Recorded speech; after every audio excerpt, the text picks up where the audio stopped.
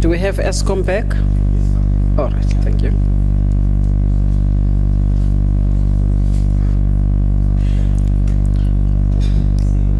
Okay, please mute yourselves.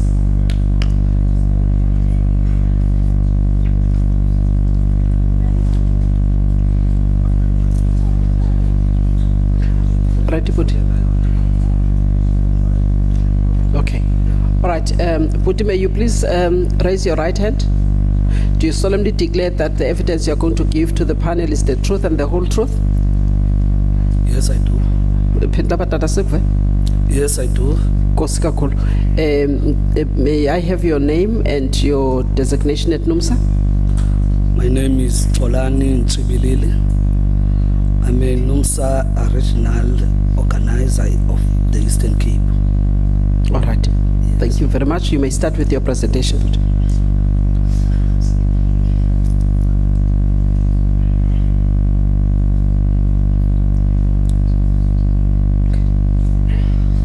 Greetings, Chairperson and your panel. Greetings to the people in the hall. We will be very brief as NUMSA, that we are one of the largest union in the South African trade union movements. Sorry. Okay. NUMSA is the largest union in South Africa, and we are also organizing within the space of ESCOM, and we are recognized there as one of the trade unions there. And our presentation, Chairperson, is going to talk on how NUMSA view and how do we reject this proposal by ESCOM.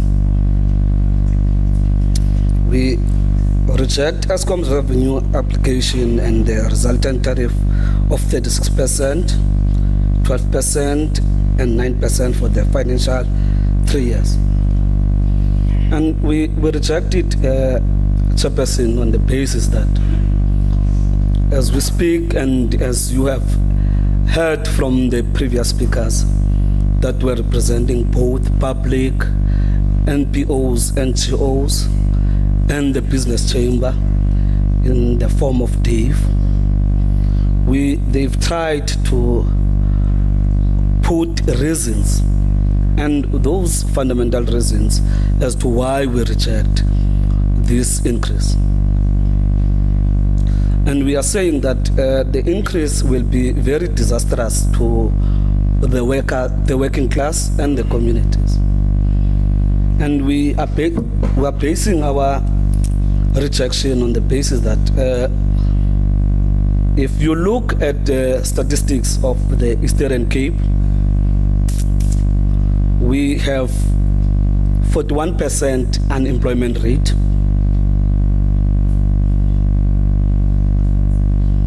And when you zoom it down to the metros, in the Nelson Mandela Metro, we've got about 24% unemployment rate from Q2 of 2024. There's a slight improvement because in the last quarter of 2023, it was sitting at 32%. And now it's at 24%. And we also considered the unemployment rate of Buffalo City as a metropolitan. That is currently at 36%. And the reasons for us to base our the unemployment rates, to these two metros, it's because that's where the hub of manufacturing in this province. You get them, majority of the manufacturing industry in the East London ITZ because of Mercedes-Benz. And you come, if you come to the Nelson Mandela Metro, the VW South Africa, Isuzu and Ford Motor Company, and the supplying chain. Yes. So that's the reason that we have narrowed our presentation to these metros. And coupled to that, Chairperson, the youth unemployment in this province is currently at 45.5%. And we are raising this, Chairperson, on the basis that you have heard presentations from the previous speakers that were saying that you get households that are headed by youth in the whole province of the Eastern Cape.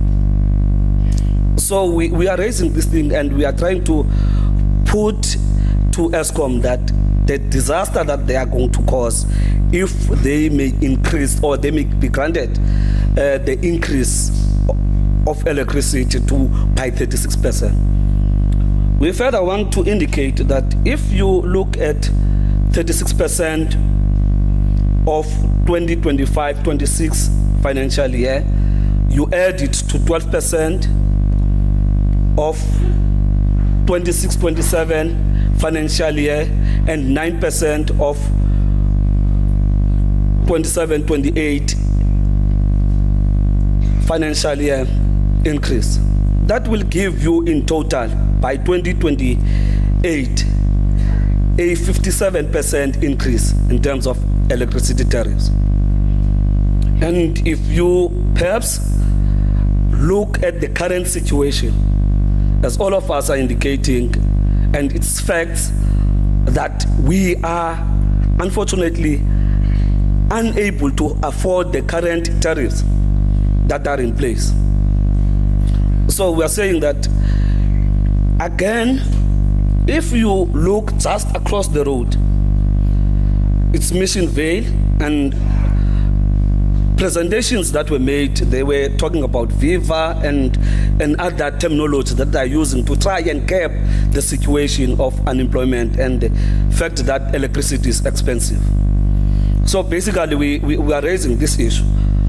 We further want to emphasize, Madam Chair, the impact that is going to cause to the workers in various plants, especially in the metros. If you look at the situation at Buffalo City, recently from the 1st of September, plus 702 workers were retrenched from Mercedes South Africa. And if you add that to the value chain of Mercedes-Benz, companies that are supplying Mercedes-Benz, then you've got more than 3,000 people that lost their jobs through retrenchments. So we are saying that if you want to increase electricity tariffs by 57%, it's going to be disastrous, and it will lead to more retrenchments, and people are not affording to pay electricity now. We are also confronted with short times, and I think Dave made mention of the deindustrialization. If it pushes it, this increase is granted, they might take a serious action in terms of deindustrialization or moving their industry and closing companies. And we have living examples of that. If you go to a company, a small town called Butterworth in the former Transkei, there's a company that was a golden company that was manufacturing cutlery. And they closed down there because they were using more electricity, and their electricity, they were buying it direct from ESCOM. And that company were involved when we tried to rescue the company for them not to close down. In Timbaza, between King Williamstown and Alice, if you know that route, there's a company that was called Timbaza Foundry that was closed down between 2011 and 2014 due to high electricity tariffs. So we're saying when we reject, we've got living examples in relation to that. we are saying that if we allow ESCOM to increase or NASA grants ESCOM this increase, it will then lead to more disastrous process and retrenchments. We further say, if you look at the affordability of electricity, currently most municipalities do not afford to pay ESCOM. If you look at my screen, in 2014, majority of municipalities were owing ESCOM 2.6 billion by 2014. Currently, as we speak, they owe the municipality plus minus 90 billion by end of October this year, which is last month. So without the 36% increase that they are asking, without the 12% to be added and the 9% that equates to 57% when we add it up.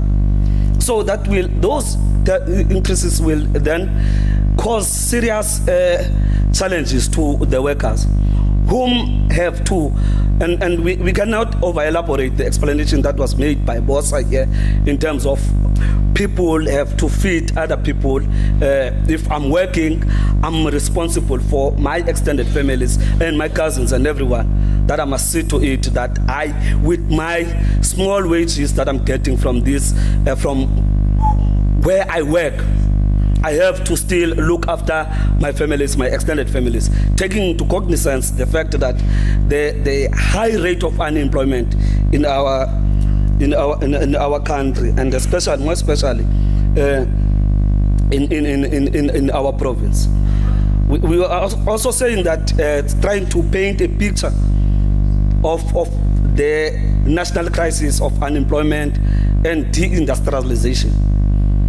Here in South Africa, here in PE, 2020, a company, one of the oldest companies by the name of Bridgestone Firestone, closed down. And one of the factors that they've mentioned during their time that they had to relocate from South Africa was that the issue of energy.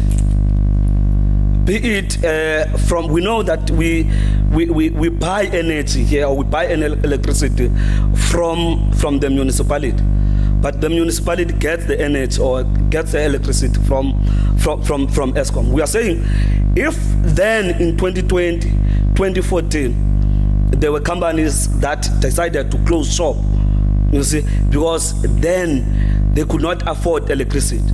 How much more if you are going to add a burden of 57% by 2028? We are also mentioning the 700 plus workers that were retrenched from Mercedes-Benz, Ford South Africa, currently here in Strondale, just across the road in engine plant. Every Friday, there are comrades from Ford here. Every Friday, they are subjected to short time. And part of it because the company is trying to deal with the electricity cost and trying to manage the electricity. So basically, that's one of the issues that it has been happening for the past 3 months. And as we speak, the company is meant to close down or to go to December shutdown by the 6th of December. Due to these challenges, without other factors that are confronting the manufacturing industry. Across the road where Dave is a CEO or a director, just across the road, there's a company called Alucast, Autocast. Since 2014, that company, it was Gemtech, it used to employ more than 1,000 workers. As we speak today, there are less than 100, less than 200, if they are not around 150, just across the road here at Autocast. Because that company is using more electricity because they are working with aluminum, they are cooking aluminum, you see. So that's what we are raising. And again, when you ride through this road, there's a company called Magneto Wheels. or formerly used to be called Castro Wheels. That company retrenched more than 163 workers, 2022 up to now. We are consistently served by Section 189, and most of these companies are citing the issue of energy, that they cannot afford energy or electricity. Welfit OT, this is the last one that we have just concluded now. Now end of October. From 2020 up to from 2023, 350 workers that were retrenched. So this is the impact that this, and the reason that we are saying that we want NERSA to help us reject this application by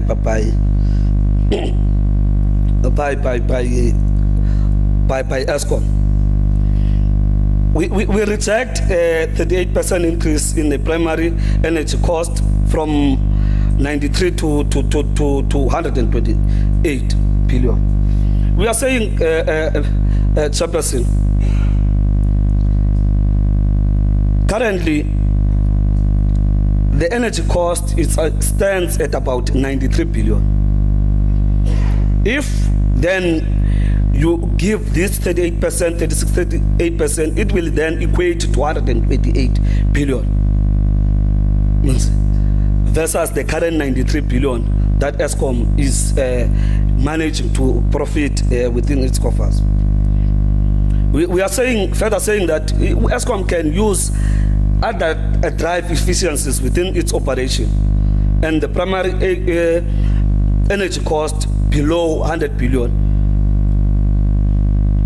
for the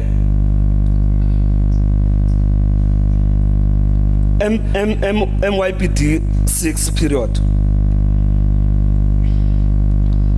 NUMSA calls on NERSA to reject the ESCOM open cycle gas turbines. And we are saying there are other forms that ESCOM can use other than using gas. And we are saying that because we know if you look at 12.13 clause, it stipulates as to when and how gas turbines to be utilized. When there is during peak periods and during emergency. But the study that we have done as NUMSA, we discovered that ESCOM have opted to utilize these open cycle gas terminals throughout, not now using it during peaks and emergencies. So we are saying that NERSA should force ESCOM to go back to that, the open cycle gas terminals should be utilized during peaks and during emergencies. And we are saying that the capacity constraint shall be mitigated by gas turbines generation as a last resort. Only when there are emergencies. It can't be as and when that they feel that they want to use these open cycle gas turbines, that they just use them, because it's killing the economy. It's putting burden to the working class. It's putting burden even to employers that are supposed to create jobs. And we've got a living example to that ESCOM utilized and complied with this 12.3 from 2016 to 2018, sorry. And ESCOM only used to a tune of 668 million when they were applying this accordingly. And the load factor then was below 1%.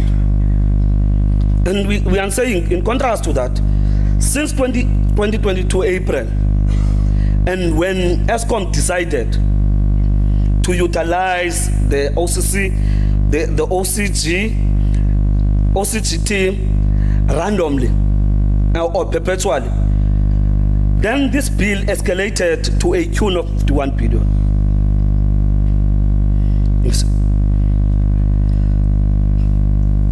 As a consequence of exceeding NERSA approved, and NERSA approved 33 billion, but they utilized up to a tune of 51 billion. This table will then explain, but I'm not going to get to it, Madam Chair, but it's just to try and show what we were talking about, how ESCOM have utilized. If you can check ESCOM 2022-23 OCGT, and the decision was 733, but the actual usage, it was 3,018. If you look at the variance, it's 2,285. The change percentage is 412. The decision cost, you can see. But we are just flagging that, Chairperson, for you to make it so that you can understand. For year 2023 as well to year 2024, that table also illustrated. So we are saying that the diesel generation is the most expensive form of the generation in the fleet that ESCOM has. We believe that there are other forms and other generations that ESCOM can utilize, coals and IPPs, and a number of them. And as you may know, that we have in the past developed some papers in trying to challenge and trying to show ESCOM as what is better for South Africa in terms of electricity.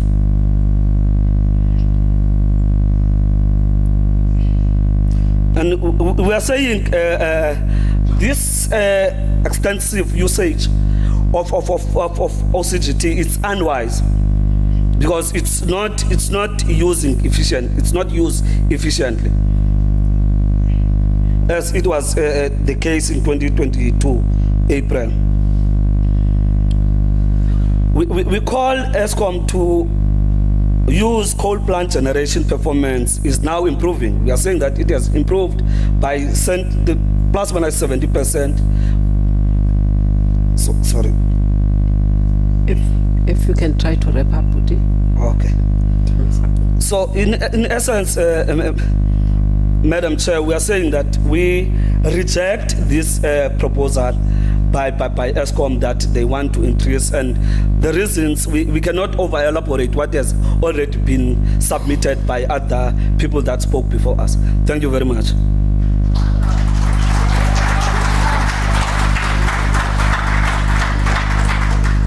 Thank you very much, Puti, for your presentation. Thanks, NUMSA.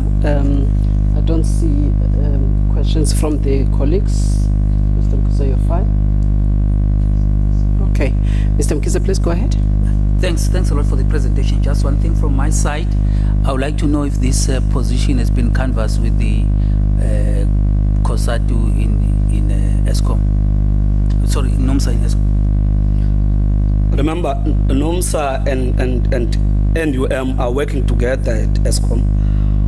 Everything that we have presented to ESCOM, we always canvass such positions. So it has been canvassed with NUM. We have not gone to COSATU as a federation, but we believe that as a union working with NUM is got a responsibility to share with COSATU.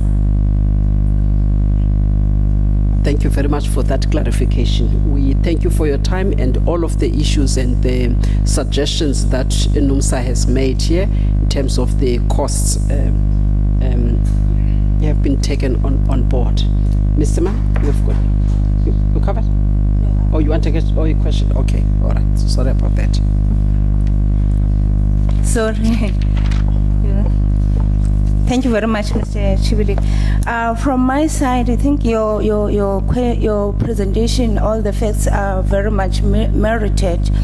So on the issue of the impact of electricity hikes on industrialization and them leading to deindustrialization, I just want to understand that from as a union, what else are you doing in terms of assisting your employers, I would say, to use the clean sources like hydrogen, gas, in terms of industrial use, so that as you fight this battle, but you also catch the wave in terms of changing dynamics in the energy space. Okay, thank you. We have written papers in the past, and you can go to our website trying to advise ESCOM or make submissions or proposal to ESCOM. as to how NUMSA sees the process of trying to reduce the cost of electricity, and how should we improve the electricity, the service of electricity to the communities. We have also partnered with the business chamber. Dave Martin, we have met several times in trying to meet with the municipality in the form of a mayor here in Port Elizabeth. We have done such as well in the Buffalo City Metro. We have gone as far as meeting even the premier of the province, which is Ms. Oscar Mabuya. And even before that, we have met his predecessor in trying to, and especially when we were dealing with the plant closure of Timbaza Foundry and the companies at the Butterworth. So it's a constant, it's a work in progress that we always do. You see. But there are papers that we have submitted. ESCOM can bear testimony. We have made a lot of noise in terms of how do we feel as NUMSA in terms of energy in South Africa. Thank you very much for the responses, Boot. Thank you for your time as well. Thank you. We now call on the Democratic Alliance to give us their presentation.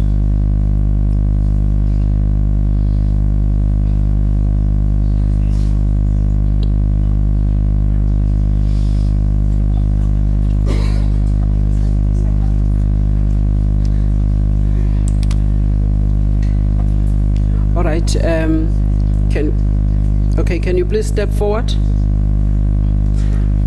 I'll start with you, Budi. Okay. May you please raise your right hand? Do you solemnly declare that the evidence you're going to give is the truth and the whole truth? I do. Please state your name and your position or designation at the DA. Right. Molweni, igama lam nguBaxolile wakwaNodada. I'm a member of Parliament for the DA in the National Assembly, serving as the Deputy Chief of the DA in Parliament, but I'm a constituency leader here in the Eastern Cape, in Alfred Nzo specifically, and a resident as well in Nelson Mandela Bay. Thank you very much. The next one, please. And may you please raise your right hand, Sisi? Do you solemnly declare that the evidence you're going to give is the truth and the whole truth? I do. All right. Please state your name. My name is Georgina Feldman. I'm a peer councillor in Nelson Mandela Bay, and I'm also the DA's provincial spokesperson. Thank All you. right. Thank you very much. The next one. Please raise your right hand, but you may want to bring the mic closer to you. Okay, sorry about that.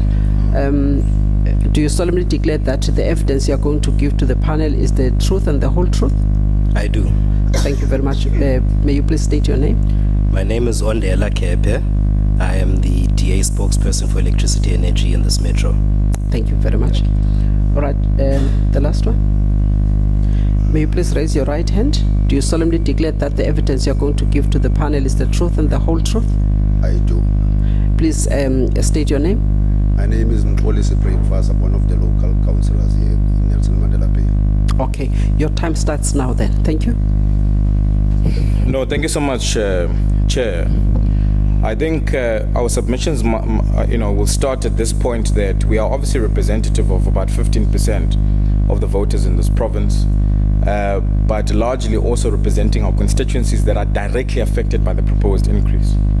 With the information that we have, the actual increase is about 40%, not 36%. And the reason why we say that is because 4% has already been approved by NASA to deal with the 8 billion debt loss by ESCOM.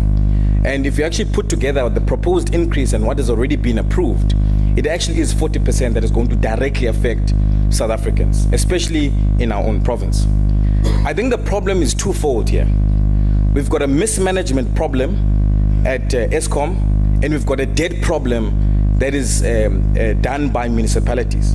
And this is what we want to outline first and foremost, but secondly, give what the solutions should be so that South Africans are not directly affected by mismanagement by ESCOM and municipalities that fail to pay ESCOM itself. It has been canvassed here that 90 billion is owed by municipalities. None of the municipalities that we govern owe ESCOM. So it's not an excuse to say that municipalities can't pay ESCOM, because we have paid ESCOM. The municipalities that we govern don't owe a cent, and you can go and check. But the municipalities that are not governed by us owe ESCOM 90 billion and now want to make South Africans a scapegoat by making them pay that 90 billion, which is completely unfair, number one. Number two, you've got a problem of mismanagement at ESCOM. We give ESCOM money, yet they mismanage it. 24 billion, as per the Auditor General's report. 24 billion rand. 6 billion of that has been on irregular expenditure. Others has been on projects that have never taken place. We recently took a visit, an oversight visit to Vilgi in the Mpumalanga province. 850 million spent on that particular project. It's a white elephant. It's run down now. The buildings are not used. It's closed down. Money of South Africans went into that project, and they're not benefiting from that. So it's important for us to know and nip it in the bud where the problem is. We can't continue giving ESCOM money if they can't deliver electricity to South Africans. We can't keep on making municipalities a scapegoat or them releasing them from the responsibility if they can't pay the debt. Because unfortunately the consumer, which is me and you, is going to bear the brunt of that. In the Eastern Cape, energy poverty is a real thing. Just a parent mixed the last bit of food with the rat poison because she could not look her children in the eye anymore because she could not afford to put food on the table. She could not afford electricity, the rising cost of transport and petrol, which ultimately affects all of this, then ultimately killed her whole family and then after killed herself. So energy poverty is a real thing and it affects South Africans. It has been canvassed here. 18 million of them depend on a social grant in South Africa. We talk about only 7% or 7 million people that pay e-tax in South Africa. The rest are dependent on the state. How do you then expect those people to incur a 40% increase in terms of electricity? It's completely unfair. So what is then the solution that you are proposing? Number one, we cannot solely rely on ESCOM for electricity. It needs to be unbundled. We need to get more people that can generate electricity in South Africa to create competition and provide alternative energy to municipalities so that they can buy electricity from them. That's first point number one. We're already doing this thing where we govern. Just in Cape Town, somebody spoke about Germany selling back electricity to the grid. You can already sell electricity back to the grid in Cape Town because we're fighting against energy poverty. So why can't that be applied in other municipalities as well to alleviate the pressure on the consumer? Secondly, making sure that independent power producers' alternative renewable energy is invested on so that we don't simply rely on ESCOM to do the work, because decentralization does not work. We're dealing with one person. It means if ESCOM fails, all of us are in the dark, as we've seen.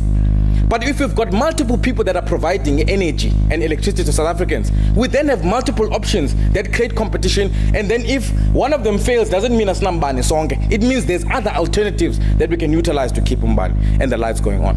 So I do want to implore NERSA to reject this particular proposal increase. We've submitted over 200,000 signatures to you just last week, Thursday, to showcase how many South Africans are directly affected by this thing that we have also canvassed on. To say energy poverty is a real thing, the rising cost of living is killing them, and if you're adding more and more tax to already overburdened South Africans, you are then killing, the economy and jobs as it's been allocated and indicated here today. So we're imploring you to hold the municipalities and ESCOM more accountable, because the problem is about mismanagement. It's about debt. If municipalities can't collect money and pay ESCOM, it's the municipal leadership mismanagement, not the consumer's problem. If ESCOM is given money and they can't utilize it properly and end up having 24 billion in terms of irregular expenditure and wasteful expenditure, then that's where the problem lies. It's not a money problem, it's a mismanagement problem, and ultimately leaving us in debt and people without electricity. So that is our proposal to even NERSA to strengthen that accountability and not approve such thing, so that we can nip the problem in the bud rather than throwing more money to the problem to people who won't be able to manage it. Thank you so much. Thank you so much. I just want to echo the sentiments of my colleague with regards to the massive losses in irregular expenditure. Just last year, ESCOM has lost 24 billion, including 5 billion in irregular spending, 6 billion in material losses, including 81 billion to corruption. ANC-run municipalities own ESCOM 90 billion rand. So I believe the burden of ESCOM operational inefficiencies and corruption are now being passed to hard-working South Africans who are paying for their electricity. Eskom has racked up billions of debt, and we can't allow them to make us pay for their mismanagement. We won't allow it as the citizens of this metro. South Africans can't afford this hike. It means 40% that families now are forced to choose between putting food on the table and buying electricity. South Africa is faced, as we all know, with a very high cost of living. People are struggling to meet ends meet. This hike will crush many South Africans, especially the poorest households within our country. We are living in a country with a 42% unemployment rate, and majority of those are young people that are not working. I can't believe that Eskom expect our people to survive with these ridiculous price increases. It's unacceptable, it's unfair, and we can't allow Eskom to get away with these crazy proposals under our watch as the Democratic Alliance. Prices of food and petrol and transport keep on going up. Adding another 40% means that you have to pay more electricity bills, and that will make it impossible for all of us to cope. We want to call on NERSA to listen to the people of South Africa who are strongly rejecting the 40% tariff hike. We are not going to pay for Eskom's mismanagement of state funds. And we want to call on NESNA again to hold all ANC municipal account to the mismanagement of the funds. And lastly, as my colleague was saying, the DA has submitted over 200,000 petitions signed from South Africans who strongly oppose Eskom's proposed 40% electricity price hike. DA calls on NESA to reject this tariff hike that will harm millions of South Africa already struggling with a high cost of living. Thank you so much.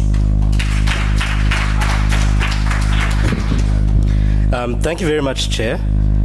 I won't repeat what has been said by my colleagues, but I do want to paint a picture of what this tariff hike might mean for a municipality such as the Nelson Mandela Bay Metro.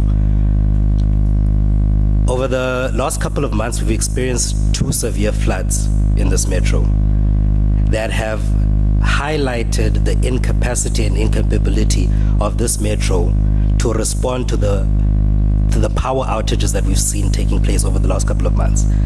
And part of that problem is that out of an organogram that is supposed to have 704 vacancies, we only have 435 filled vacancies. Of that 435, 60% of them are either administrative or support staff, and only 40% are technical staff. Our budget for bulk purchasing from Eskom is sitting at 6.3 billion rand, which means a 40% increase is 2.5 billion rand additionally on a budget that is already inadequate to serve the needs of that directorate. It means that we will have to go for another 20 years before we can fill those vacancies with the current budget as it is, if we have this increase. Why is that significant, Chair? Someone stood here and said that this is a new form of load shedding. I believe the exact words was that load shedding efundile. They are absolutely correct, because the offset of this increase is going to mean that because we can't fill those vacancies, power outages that we've been experiencing are not going to be responded to adequately. And we are going to see what we've seen over the last 4 months, where people are staying for over 4 to 6 weeks without electricity. Not because we don't want or the officials are lazy, but because we simply do not have the capacity when it comes to technical staff to meet the need of providing that service. 20 more years of this current status quo is what is going to be the status quo in this metro, which means we are going to continue to see a new form of load shedding in this metro. Matriculants that were studying during this period were unable to study adequately. I had a mother who called me after 4 weeks of being without electricity with a baby crying in her arms because she cannot provide a warm meal for her child. What in effect this tariff hike is going to see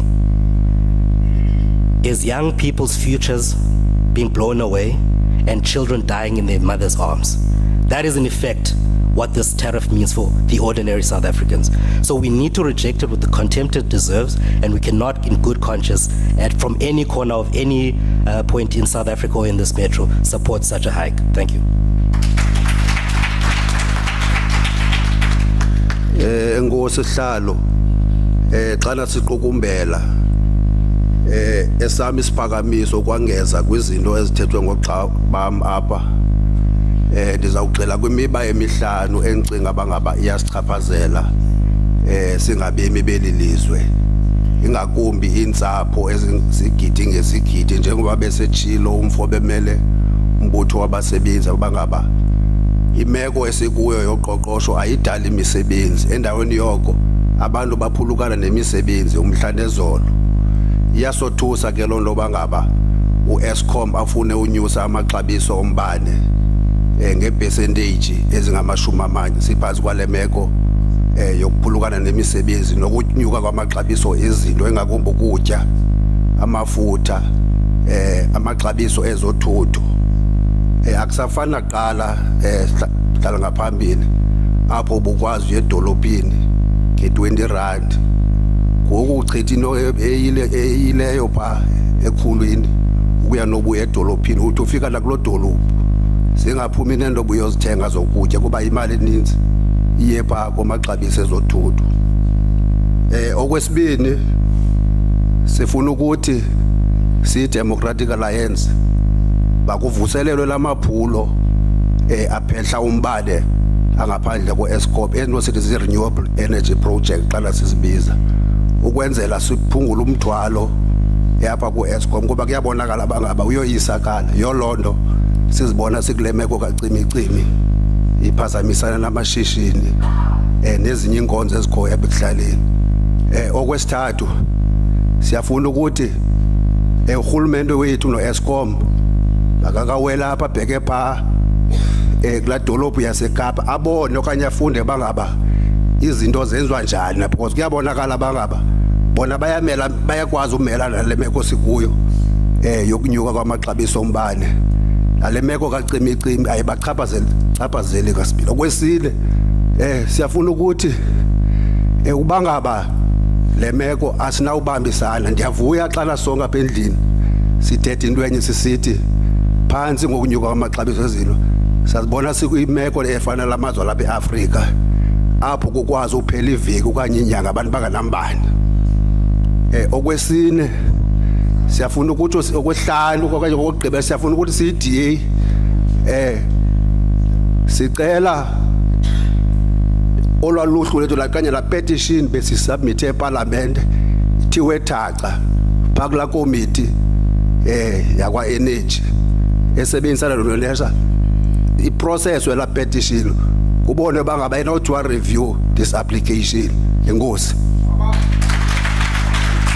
Thank you. Thank you very much. You exhausted almost your 20 minutes. We thank you. I don't know if there's any questions. Do we have a question? Okay. All right, Miss Semane. Thank you.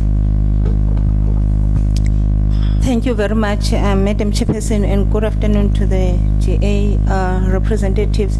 No, for me, I didn't catch one of the proposed solutions by Mr. Nodat, the one that relates to IPPs. If you can just repeat that, because we don't have your presentation. Thank you very much. Just hold on. I want to check other members. Mr. Mkhize. Enkos to everyone. Just a pity. We're from Cape Town, by the way, yesterday, today, and the day before. Nakona Balila. Just want to understand something from my side. What proposals have you put forth? Because you said you must reject the application.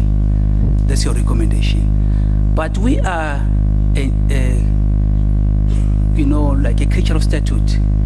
And whatever we do depends on the governing legislation. And you, with yourselves now being part of government, any proposals that you have put forth at executive level to assist us to deal with such matters? Thank you. No, thank you so much. I think in terms of the proposal that we put, we've got... Okay, I'm sorry, not sure if you were probably outside the DA there, if you can switch off the mic. When we started, we spelled out the rules.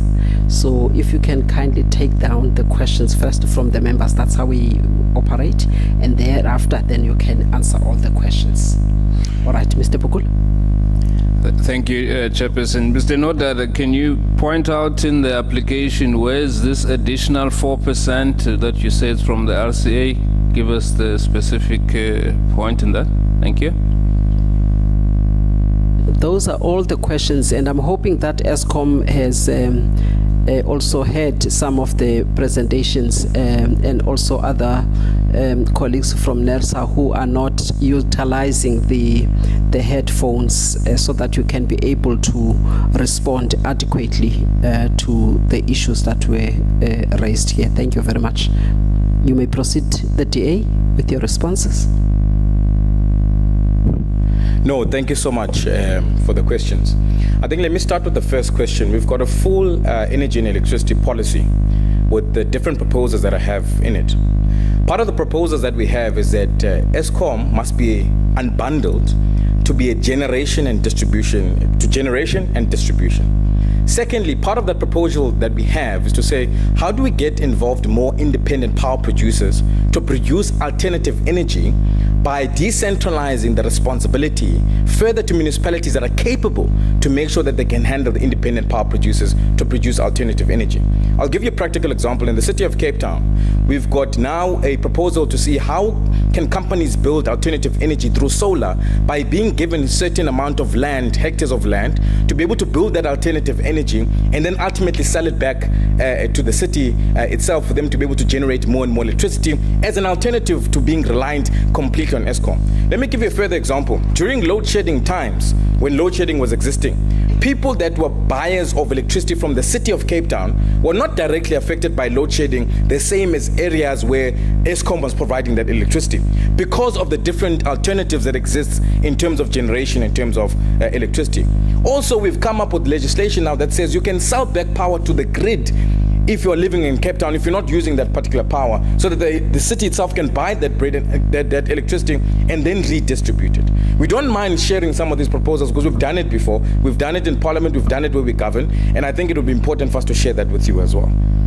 Then the second... Sorry, on that one, are you saying that all of the poor communities in Cape Town are able to tap on that renewable? Because I'm just saying that in Cape Town, it was the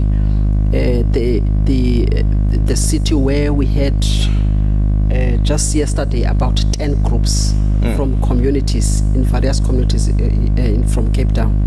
And on Monday, we also had more. This year was very different. And they were also complaining about lack of access to electricity.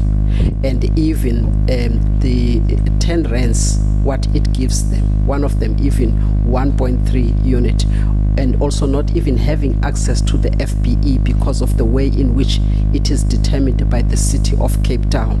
So I'm just trying to say that if you can also just highlight that, since we also had other people yesterday, and now that you are making reference to Cape Town, not because you are here today. Thank you. No, I totally get it. And let me put it this way to you, Chair. There are areas such as Philip in Cape Town. By the way, I'm also part of a resident in Cape Town, so I know exactly what I'm talking about. There are areas in Cape Town that are serviced by ESCOM. So the municipality does not provide electricity, for example, to those particular communities. So they still buy electricity and service by ESCOM. Those customers that buy electricity from the city itself have access to different alternative methods when ESCOM is failing them. But it does not necessarily mean that it's a perfect system. None of us are perfect, by the way. But there's a reason why the city itself does not owe any money that is requiring the citizens of the country to pay as part of this tariff hike increase. And that is why we're saying that you must be able to go and reference to cities like Cape Town, Midvaal here in Gauteng that's trying to use alternative energy. Even though the cost itself, because they charge, a municipality charges an extra cost based on what they get from ESCOM as a provider to the city, so that they are able to mitigate the cost of what it is to provide electricity to those particular residents. So we're not saying that there's a perfect system, but for sure you must recognize that there's some form of excellence in providing electricity in other municipalities that are not part of the 90 billion rand in terms of debt, which ultimately is asked from South Africans to pay for that. There's a second question that has been asked regarding our contributions to government. So we do have a Deputy Minister of Electricity and Energy that serves there. But if you know how government works, right, the minister is given regulatory powers or powers in terms of regulations by the president to make certain decisions. So we also have a responsibility as a party in parliament, in municipalities, in the provincial legislature to play our oversight responsibility. Because if we don't tell South Africans that there are municipalities that are owing 90 billion rand and which ones are they, we're going to blame everybody. Unfortunately, we're not part of the culprits that owe South Africans 90 billion rand. That's first point number one. Number two, the running of ESCOM is the responsibility of the ministry, and the minister takes those decisions based on his regulatory powers.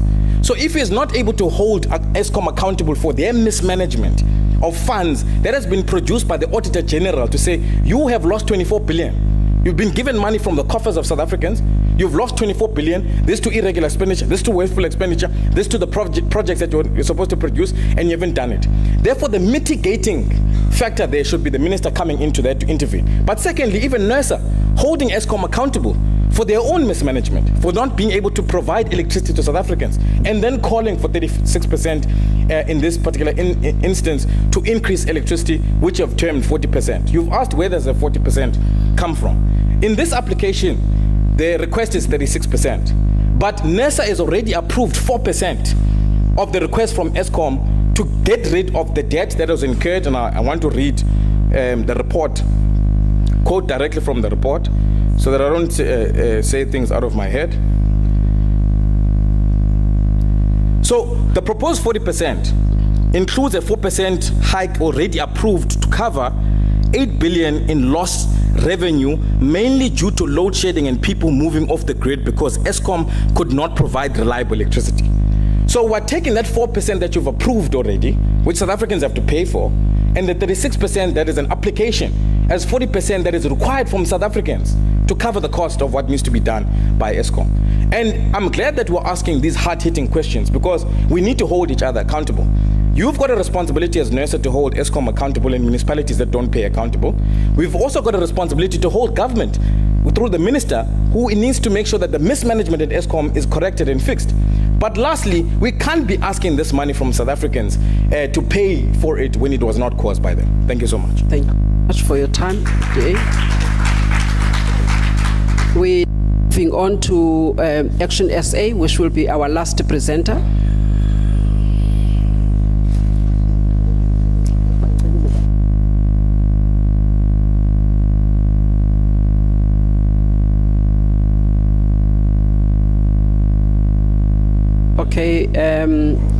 Okay, let's allow the next presenter to present.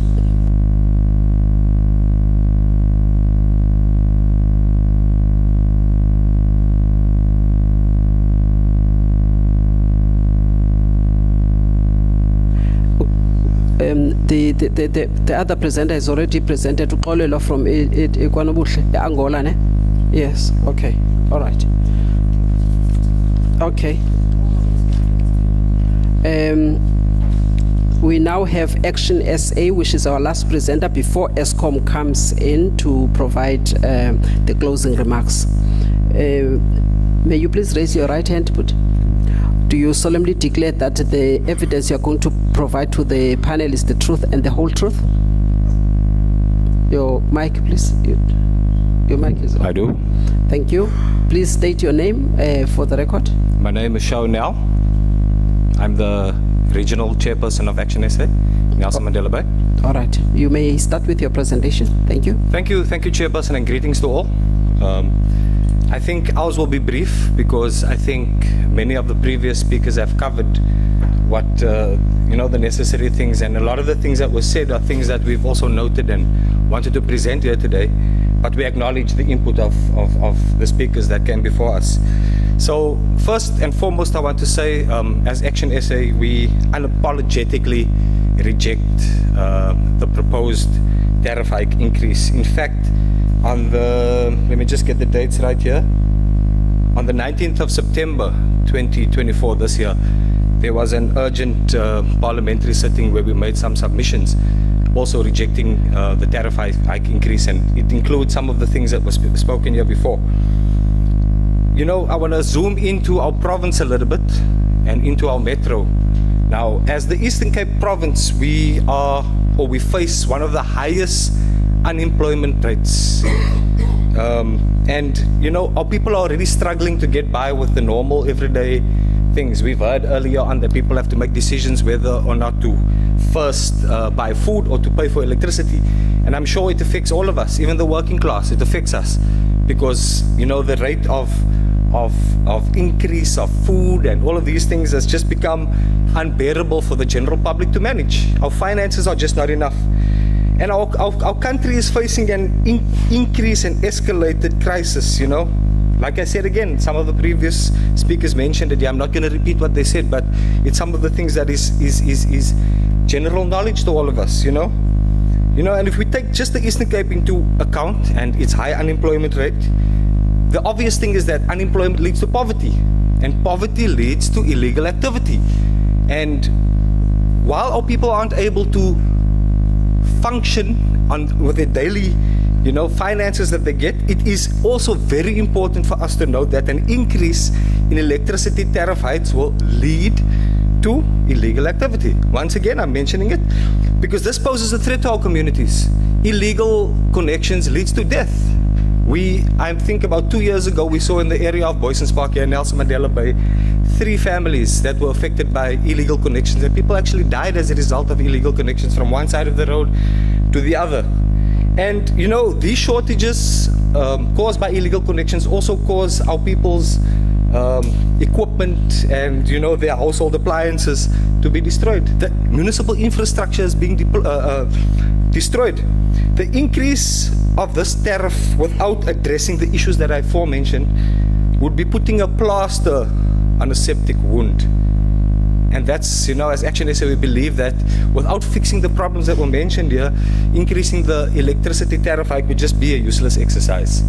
And I think if we listen to the voice in the room from the first speaker to where I conclude now, we would understand that we all agree that this is a useless exercise.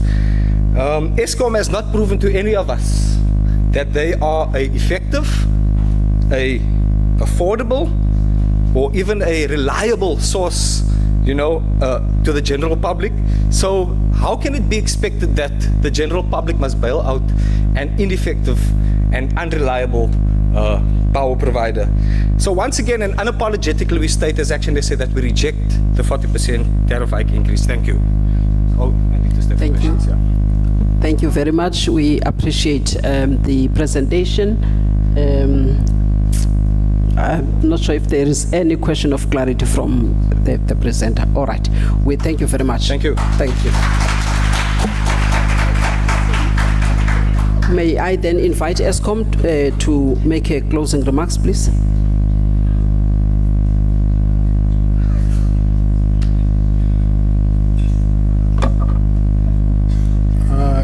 Thank you, Chair, and thanks to the members for all their inputs throughout today. And a lot of the themes are also consistent with what came up in Cape Town. So we do take that on board. And throughout this hearings, not only us and NERSA will then consider these inputs. I think first and foremost, I want to start with, obviously the affordability issue is a big issue for the country linked to the unemployment. And as Eskom, we have, in terms of the tariff structure, at our home light 20 amps, that level of tariffs, we've got a 43% subsidy where we don't pass that on to that low category of consumers. And what it does mean, and I've said in Cape Town, it's important that municipalities also have this protection for the low consumption customer category in designing their tariffs. As ESCOM, as part of the retail tariff plan, chairperson and members and ladies and gentlemen, we've also proposed that on the inclining block tariff, let's get rid of the blocks where as you buy more, then the unit cost goes up. We keep it, we remove those inclining blocks and we keep a flat rate. Embedded in that flat rate is also the existing subsidies. In Cape Town, the question was asked, does the subsidy go away? And the distribution team has informed me the subsidy doesn't go away. I think the second part with regard to affordability is this utilization of the free basic electricity. Currently, in terms of the surveys we've seen, only about 20%, less than 2 million residents and citizens are utilizing the 50 kilowatt hours per month, whereas through government that allocation is 10 million to 10 million users. And that is, I believe, as government and municipalities, an area to focus on to ensure that benefit is derived for the citizens of this country.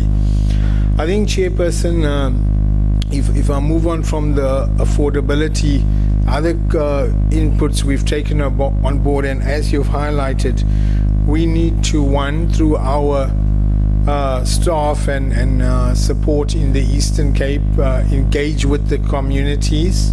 But more importantly, when we do present, try to make it less technical, as the members have highlighted. We do take that on board, Chairperson.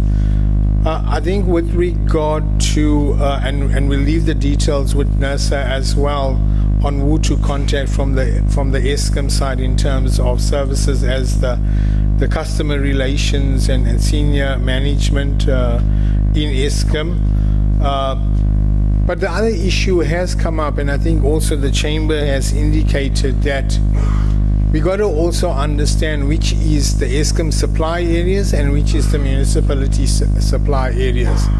The team from ESCOM here have indicated to us in this area, in terms of supply, it's not an ESCOM issue in terms of that supply. It's a municipal issue, and that needs to be addressed. And I think it was also alluded to in the presenters today about the skills, that you only have 40% of technical skills filled at the municipal level. And correctly so, as ESCOM, in trying to help municipalities, we've proposed active partnering with municipalities. We have signed up a few, even at Umfuleni, when we took over their bank accounts, we went into agreement to work with them in trying to help improve their processes. We need to work together. And yeah, I have to disagree with some of the comments today. I believe there's a lot of skills in ESCOM. Yes, current management is looking to fix the harm that was created from previous regimes, and we all should acknowledge no one in this country today could have said within a year ago we'd be standing here and having close to 240 days of no load shedding across the country. And let me admit this, as the executive director at ESCOM, even we surprised at the extent of the turnaround. So I think we must appreciate that.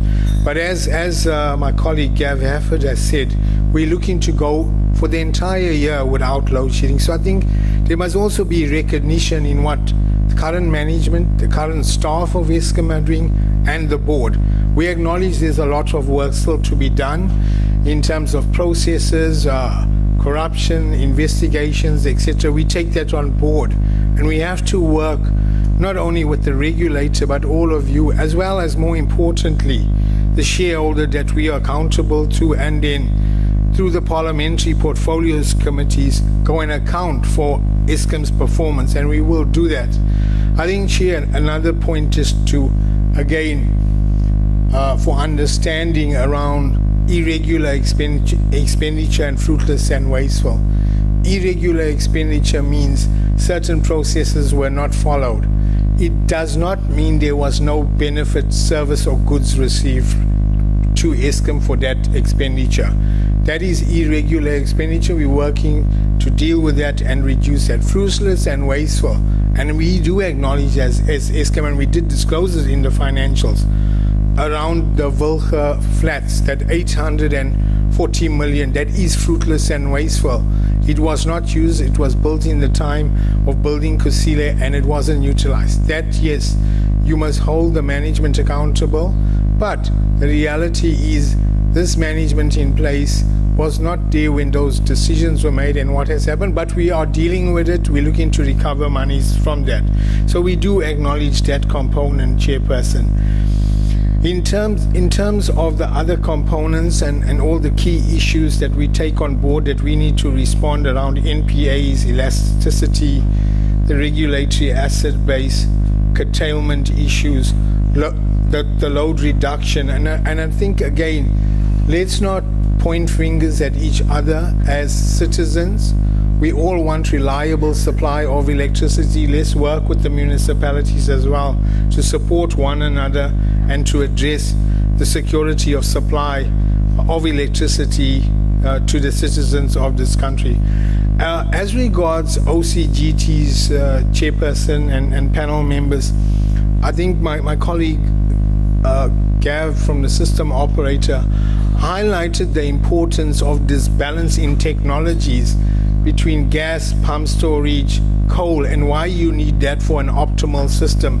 So we, and I'm not the expert, there's the expert here today, he says there's a need for OCGTs. We've already significantly reduced the load factors, but we look to strive to do it even better.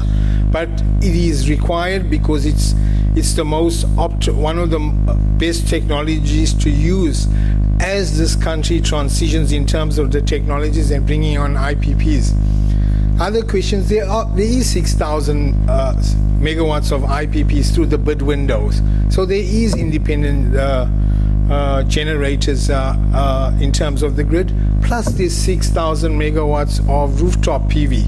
Eskom is not stopping the IPPs. Yes, on the transmission side, we need to provide that capacity and unlock it via the transmission development plan.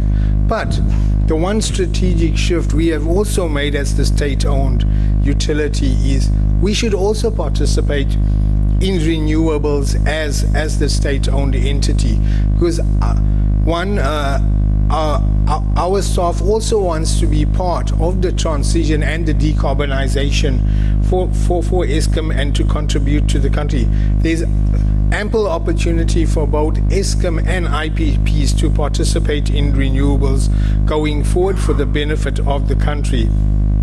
So, Chairperson, yes, we take all the comments on board. We'll also respond during the course of the hearings to some of these key questions and themes, etc.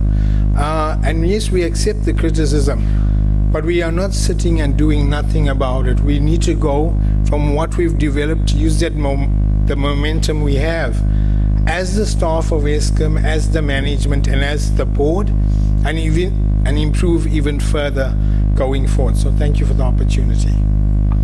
Thank you, Mr. Kasim. We appreciate it.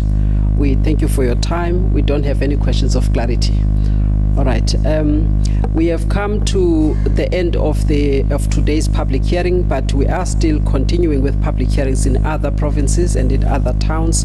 You may also follow them through the NERSA social media platforms so that you can hear some of the things you were interested in which did not come out.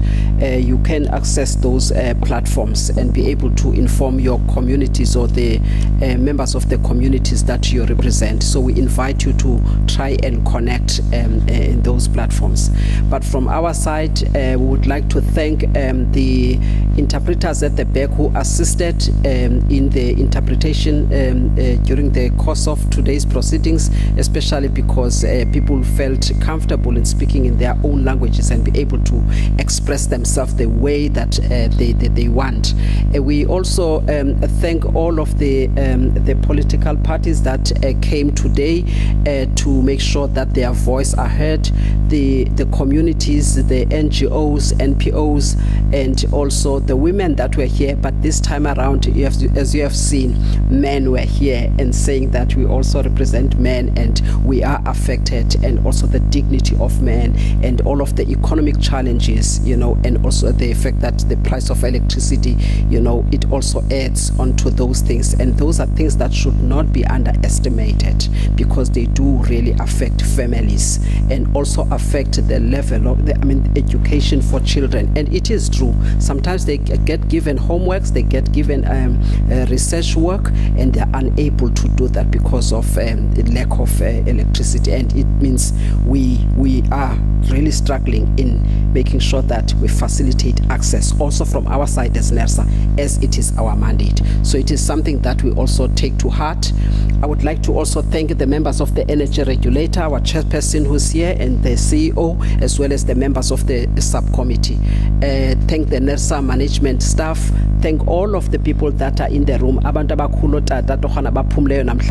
We feel blessed by your presence. We thank you very much for taking your time, and we also thank the ladies that are at the back, people that helped with the logistics.